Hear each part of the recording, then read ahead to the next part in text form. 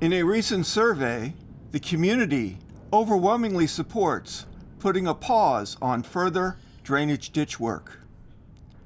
Steve Larson and Martin Schechter co-author a broadcast email pleading with the community to support the fiscal year-end 2024 budget. The broadcast email references me and the MXB Wire twice. I have a response. And after an 8-year hiatus, the Beach Cam has returned. It's now online. My name is Greg Pickler of the MXB Wire at the Dune Road Studio, and you're watching my update for Friday, April 28th, 2023.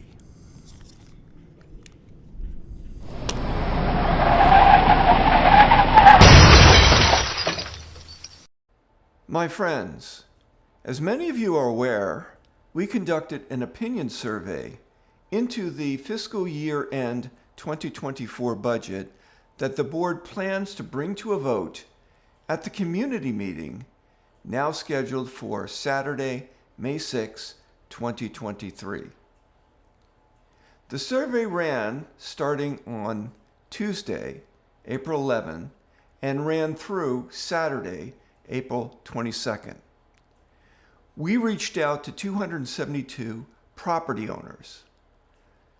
31 responded, representing 30 properties in the community.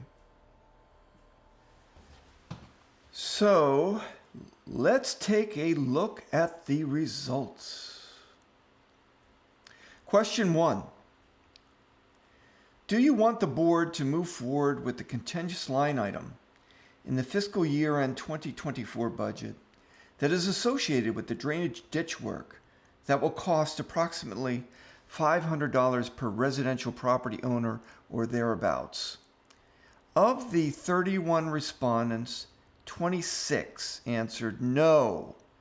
Let's pause all drainage ditch work. And that represents 83.9% of the respondents. 3 answered, not sure, I need more information. And that represents 9.7% of the respondents. 2 answered, yes, let's move ahead with the plan. Question 2. If you voted no to question 1, do you want the monies associated with the line item in the fiscal year-end 2024 budget associated with the drainage ditch work to be diverted and earmarked to the capital reserve? This was Dempsey's idea at the virtual town hall conference call held on Thursday, March 16, 2023. Of the 30 respondents, 18 answered no, let's not collect the monies now for potentially future work. And that represents 60% of the respondents. 8 answered yes, let's collect the monies now and divert the monies to the capital reserve. And that represents 26.7% of the respondents. 10 answered not sure, and 1 individual answered, I intend to vote in favor of moving forward with the line item. Question 3. Did you attend the virtual town hall conference call held on Thursday, March 16, 2023? Of the 31 respondents, 22 answered no, that they did not attend the virtual town hall conference call. That represents 71% of the respondents. 9 answered yes, that they did attend the virtual town hall conference call. And that represents 29% of the respondents. Now, the reason I threw this in is I wanted to see if we had a group that was underrepresented in the survey. And that would pose as a red flag. I happen to know that approximately 45 non-board members attended that call. When you add the board members in, you get up to 54%, I believe. Sorry, 54 members.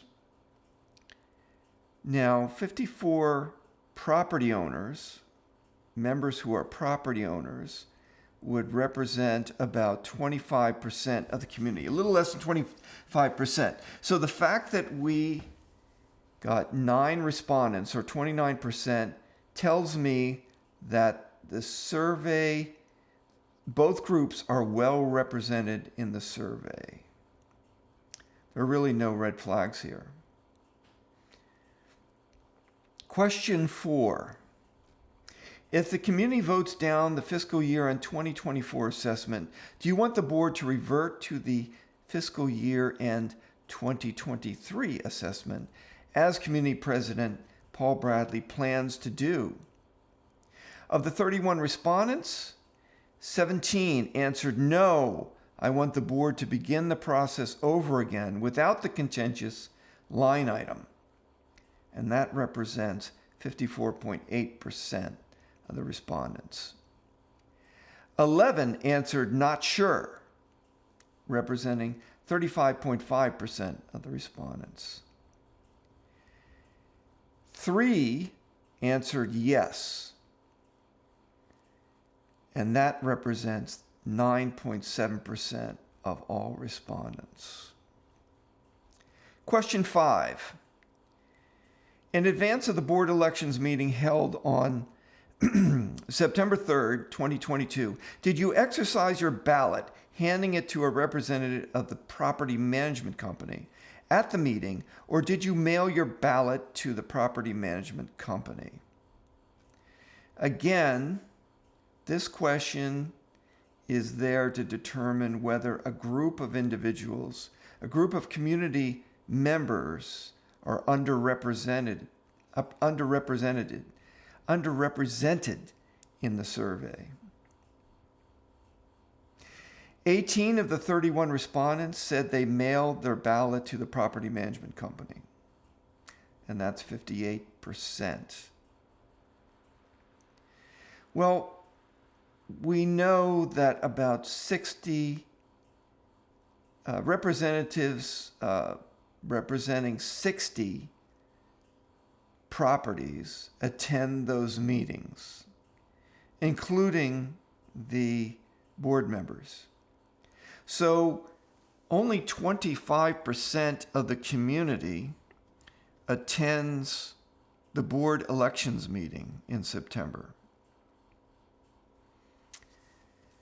The question is one of the groups underrepresented in the survey? It depends on the 9 people who answered not sure. So the percentage in this survey that attended the meeting could be anywhere from 3 to 12. 3 plus 9, 12. So 3 to 12. So split the difference. You get, let's say 7 to 8 people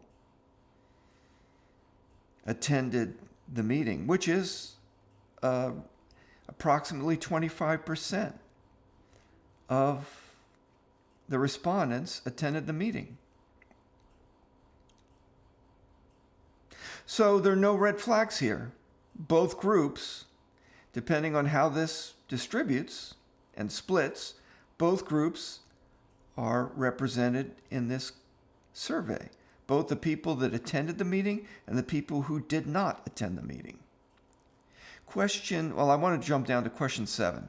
In advance of the community meeting held on May 7th, 2022, did you exercise your assessment ballot, handing it to a representative of the property management company at the meeting, or did you mail your ballot to the property management company?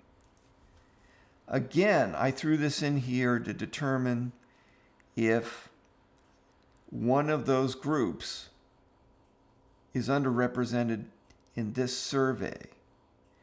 I would expect we'd have the same proportion as we did with the general election meeting in September.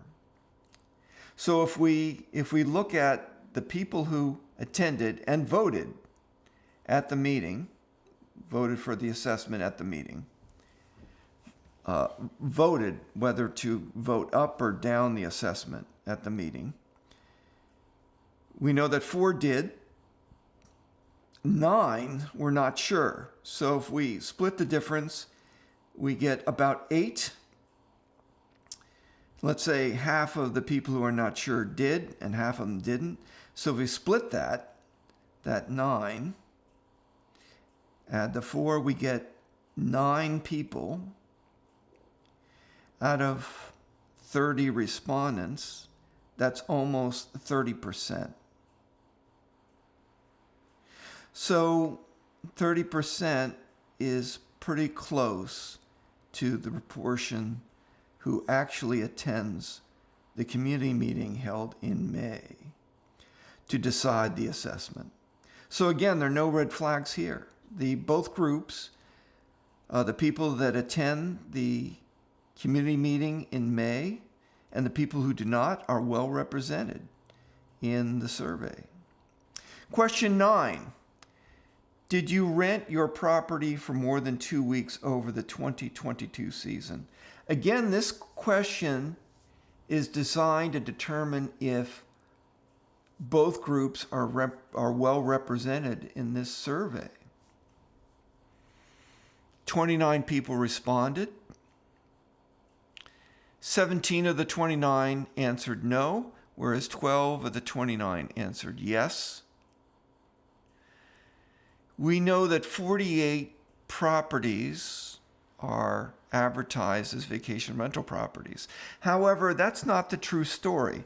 Because of the 48, many offer their properties for just 1 or 2 weeks to pay off their assessment. And those are different groups of people. They have different attitudes, particularly about the advent of a rental tax. A person who rents their property for more than 2 weeks is more impacted by a rental tax than those who do not. And so, a rough guess, I would say that 30, of the 48, I would say 30 properties are vacation rental properties whose owners offer them as vacation rental properties for more than 2 weeks of any season, which means they're the genuine, the people that are seeking rental income from their asset.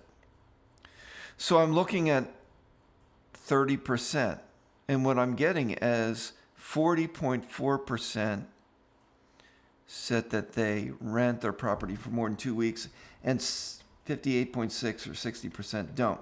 So it's not far off from the ratio of, well, wait a minute, 30 properties would be 20%. So if anything, the group of property owners who do not rent their property is slightly underrepresented in this survey. We should see figure 80% here, and we're seeing about 60. So we've got a red flag there. The question is there any difference in attitude about the line item, the contentious line item, in the fiscal year end 2024 budget? Is there any attitude difference between the vacation rental property owners and non-vacation rental property owners? My gut feel is there shouldn't be. But that is a valid question. The last question has to do with people who seek to collect 6 to 8% rental tax and have those monies reduce their assessment. This was the objective of the 2017 petition. A group of representatives of approximately 30 properties. So 30 property owners out of 240 signed the petition demanding the board impose a 6 to 8% rental tax. There are more than 30, but they represent 30 properties. So I threw this in to see if one of these groups is underrepresented in this survey, and I'm expecting there are. See, what I was expecting, given the fact that I have the people who want to impose a rental tax regard me with a relatively negative approval rating. They regard me in a negative light compared to owners of vacation rental properties who largely regard me in a positive light. And the people that fit neither of those categories have a relatively neutral opinion of me. But focusing on the 30, the individuals, the 30 owners of the 30 properties who signed this petition, when they see anything from me, they're going to throw it out. So I've got one respondent answered that they did sign the petition. And 6 said they weren't sure. Maybe their spouse or the co-owner of the property signed the petition. So if we split the difference, we get, let's say, 2 or 3 of these 6 did. Boy, that's optimistic. I would say maybe 1 or 2 of them did. So tops, maybe 3 out of the 30 respondents answered yes. That would be 10%. And we know that we have 30, which is approximately 12.5% of the community. And if you make that assumption, both groups are well represented, even though there's only one respondent that definitively said they did. We just don't know how many people did who are in this not sure category. I would expect that the group of people that signed the petition back in 2017 are underrepresented in this survey.